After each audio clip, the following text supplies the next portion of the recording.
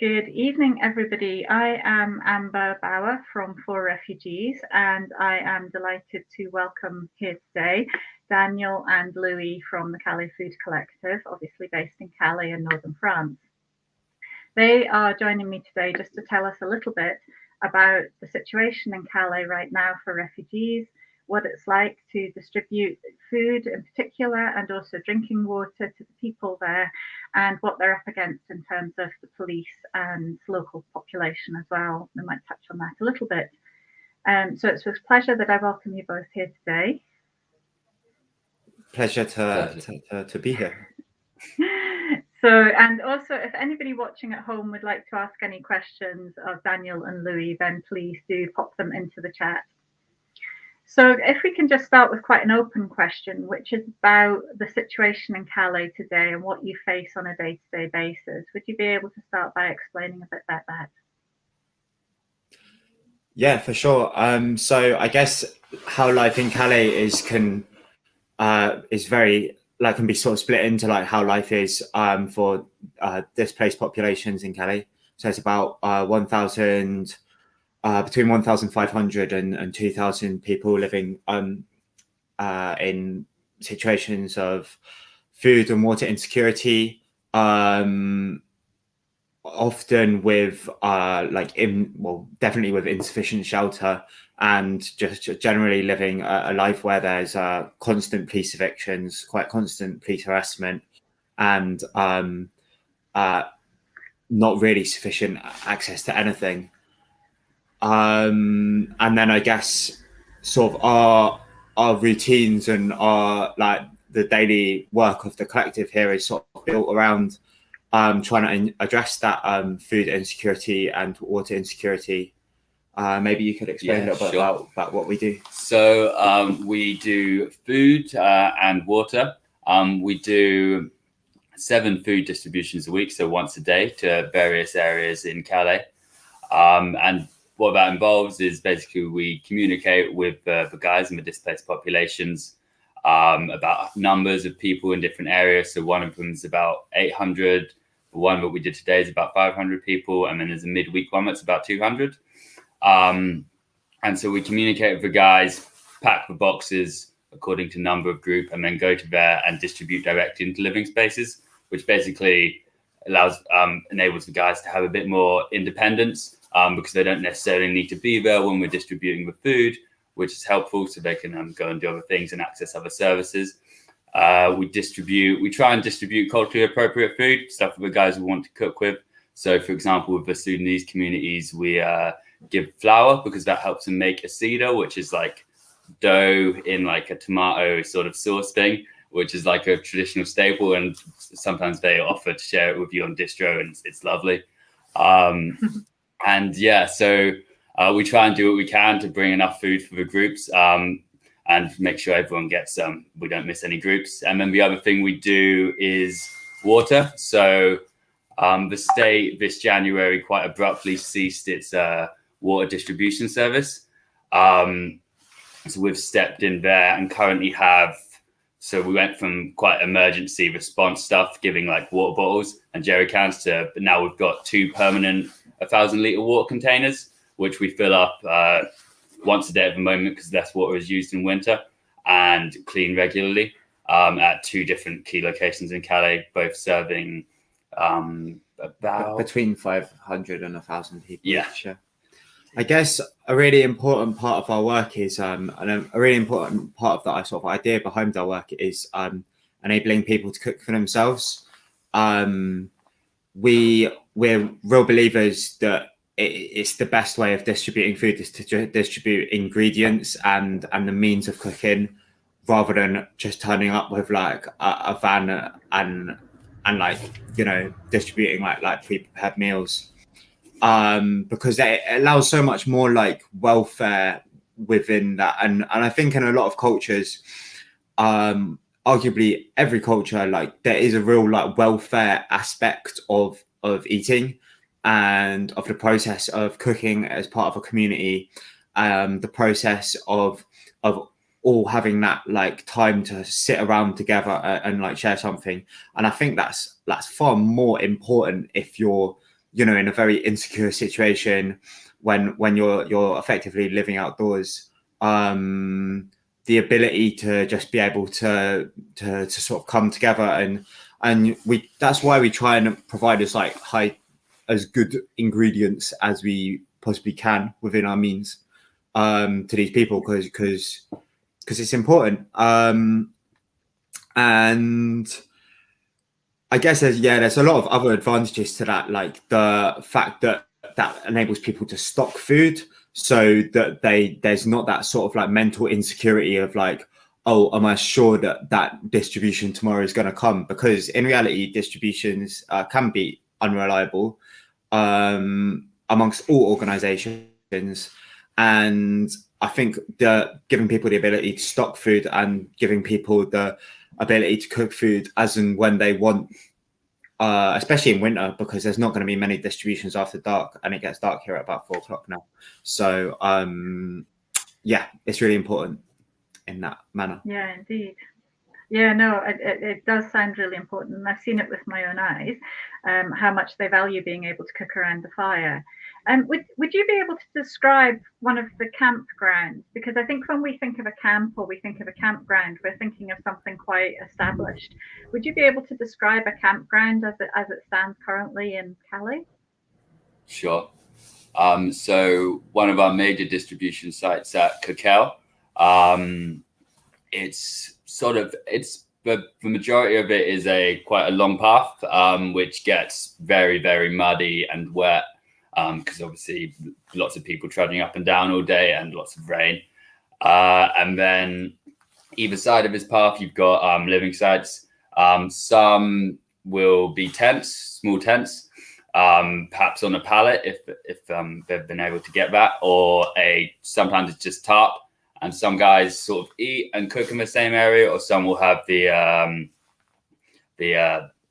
kitchen just down from where they sleep.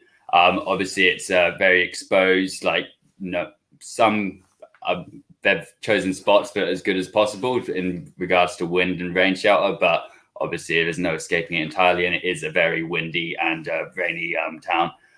So yeah, that's really difficult. Lots of mud and waterlogged areas.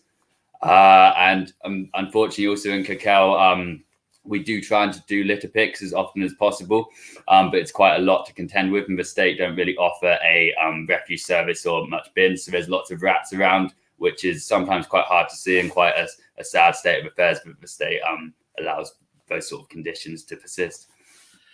It's like, I think maybe a lot of people have got quite strong impressions of how Calais was from like 2015, 2016, when it was like one very centralized camp. And now it's not at all like that. It's very scattered. There's been like a quite consistent policy by the mayor of Calais, especially over the last 5 years of like no points of fixation. So that's basically meant as much as possible whenever there a sort of the beginning of a centralized like camp develops, like it's split up, and as part of that policy there's frequent stopping of key services such as like state food and water provision whenever it feels like there's too much of a point of fixation. So what has now happened is that people are more and more dispersed on like sort of post-industrial wastelands, trying to get as sort of like hidden as possible, because the regular police evictions here that happen every 24 or 48 hours are pretty horrible, and people's tents, people's sleeping bags, people's documents are quite often taken as part of these. As I was saying earlier, like as part of this policy, there's often the withdrawal of things as basic as people's water services. So this is what happened in January of last year. There was this sort of decision that Calais which is an area in the west of Calais, had become too much of a point of fixation. There was regular state food and water distributions to Cacao.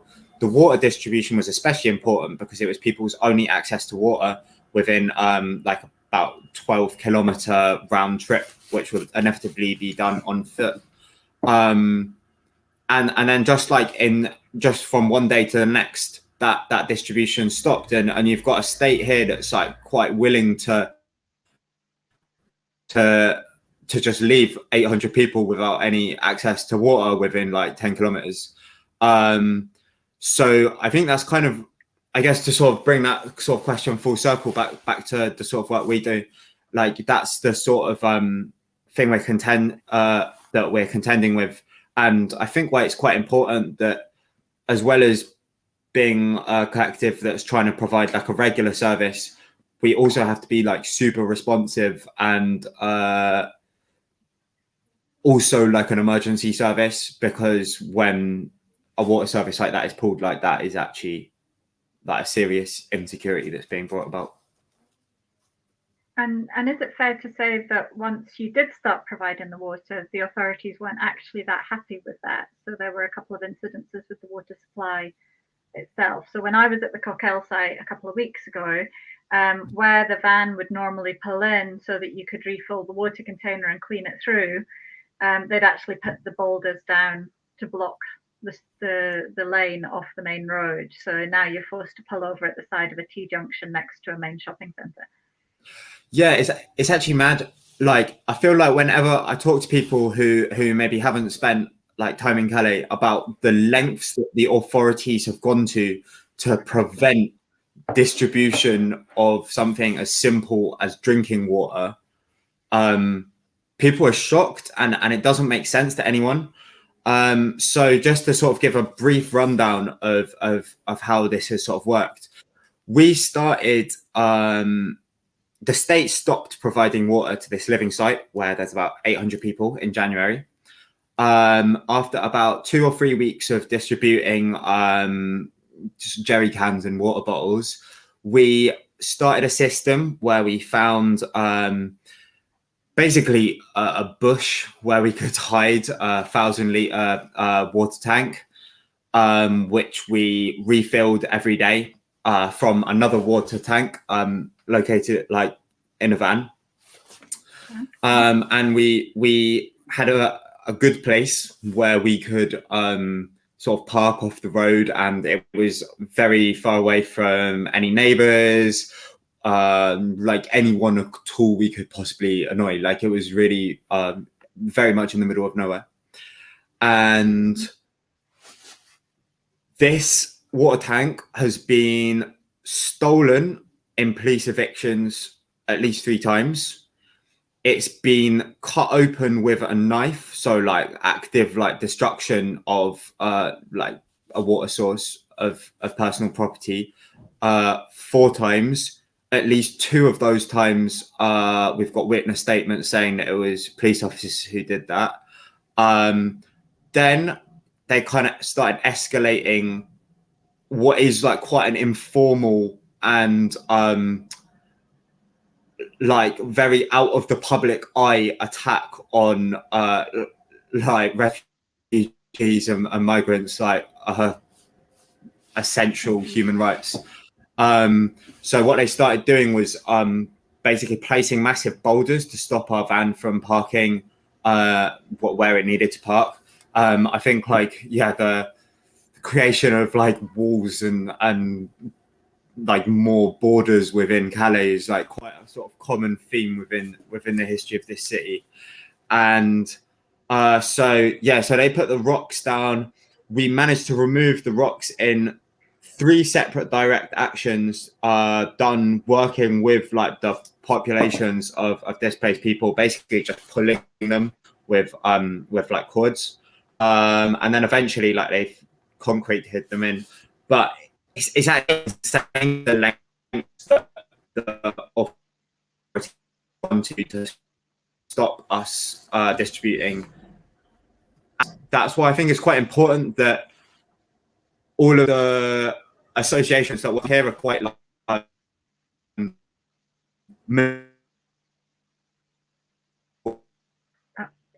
You're breaking up, Louis. Give him a second, see if he comes back. Like, I want to say like young feeling, like as in the fact that we're like constantly going to be looking.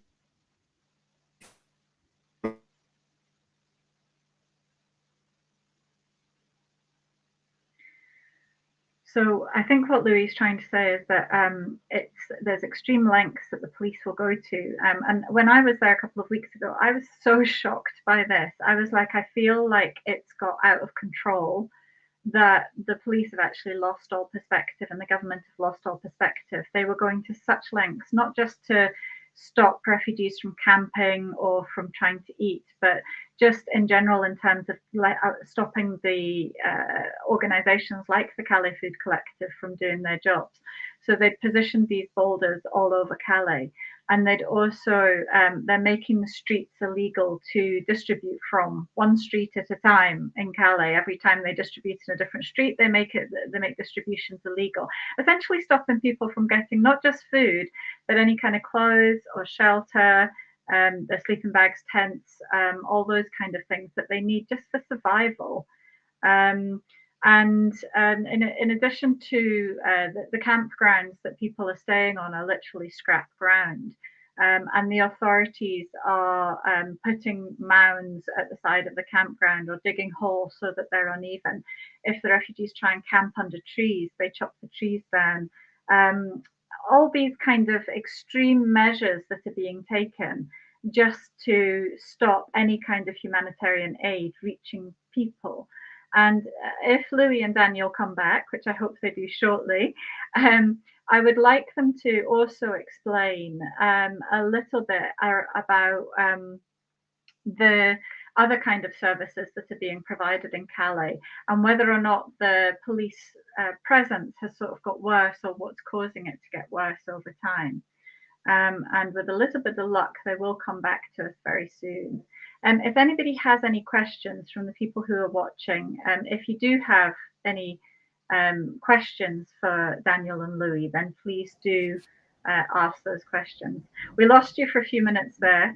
Yeah, sorry. I think you were explaining. That's okay. That's internet Yeah, for this you. is classic Calais warehouse Wi-Fi. It could easily just be mine as well, so don't worry.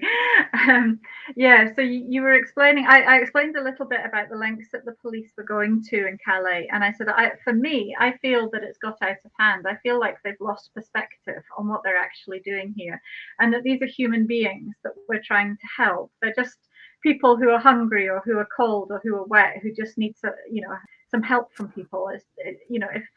It's unfathomable that this has reached this level now in Calais, and that they've been making some of the streets that you're distributing on, they've been making it illegal to do distributions there.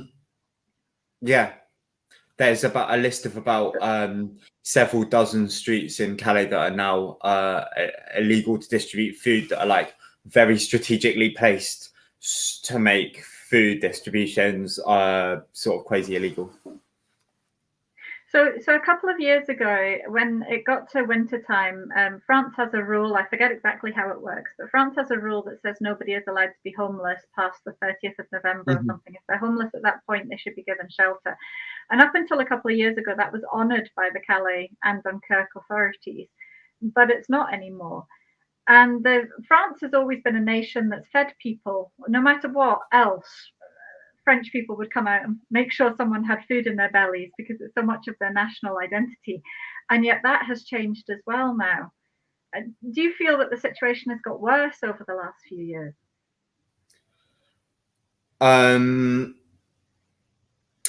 I think that there's definitely been a lot of ways in which it's gotten worse. I mean, there's definitely, I think it's hard to have that constant like momentum of like attention and the sort of like public focus that I think the scrutiny, which I think maybe make some of the French state's actions less permissible. I'm quite often shocked by how little media attention Calais gets. I'm quite often shocked by the fact that like I'm going to say like the British public, because I'm imagining this is a largely British audience, by how little awareness the British public has for the fact that you've got what is a very real humanitarian crisis, like 150 kilometers from London, which is one of the richest cities in the world. And that gets like no attention, and subsequently like you have some, well, it was in the news, you know, like 2 months ago, that like a huge funder who like almost everyone would have probably heard of has just pulled out from Calais, withdrawing like probably 60% of almost every organization here's funding. And I feel like large semi-corporate NGOs would feel the confidence to do that only because there's been so little public awareness of the situation since 2015, 2016. And that same lack of scrutiny is exactly what enables like the French state to act with the sort of impunity that it does here, in like a total like contrary to people's human rights daily. Yeah, and I think it's fair to say that the UK are funding quite a lot of the activity in northern France, that there is funding given from the UK to make sure refugees don't arrive on our shores. And what that money is being used for, in my mind, is utterly horrific. And I feel that if people knew about it, if they were more aware of how it's being used, they wouldn't support it. They wouldn't support it. We're filled with a lot of stuff that the press tell us and the government tells us. That's a lot of rhetoric. But fundamentally, if we're good and kind people that we think we are, then we should never, ever agree to the treatment of people that's happening in Calais, ever. It should just never happen. So, yeah. In terms of, obviously, with the major funder pulling out, you've joined forces with 6 other organisations who've lost their funding too. You're now under the banner of the Cali Appeal, as well as being independent organisations. But it's always lovely. I'm always very happy to see a collaboration. So the Cali Appeal appeals to me. Do you want to talk a little bit about the Cali Appeal? Yeah, I think this is really positive. So there's 7 organizations, all of whom we're all working like on the field every day, doing things like as essential as like food distributions of tents, of sleeping bags, distributions, human rights observers, distributions of firewood to keep people warm through winter. It's really essential services that have been hit by probably the biggest funding cut ever to affect Calais, and we've started working together in as part of the Cali Appeal, and we're trying to work not only to raise money but also to raise awareness, because we think the two are equally important. Both feed into each other, and we're probably equally shocked by the lack of both funding and both awareness. And it's actually a bit of a battle for survival. I mean, like if in any other sort of sector, I feel like a 60% funding cut would be like would be a cause for everyone to like instantly give up, but obviously here, when it's a service as essential as those that we provide, like giving up isn't really an option. So we're looking for the solution, and we believe that is through Calais Appeal. And there's obviously a donation platform, there's a website, there's Facebook and Instagram pages, and the teams are all working together and talking regularly. We're part of that too, to support as best that we can as well. So we'll make sure that the links are all for donations, etc., are all in the comments following this. We'd really love people to like come to us with like fundraising ideas over 2022, because I guess we've we've lost such like a large pool of guaranteed funding that now we're really hoping to like sort of bring it back out to the community and for it to be like a lot of people fundraising smaller amounts and sort of coming together in that way, which I think is actually quite a nice way of doing things if it can work. So yeah, please approach us with ideas. For sure. Thank you so much, Louis. So I'm just going to go to the audience for a second. So Aziz has been in the situation in Calais, and he said he's already worked there. Hang on a second, let's just see. So he has his status now, and he wishes he could help more.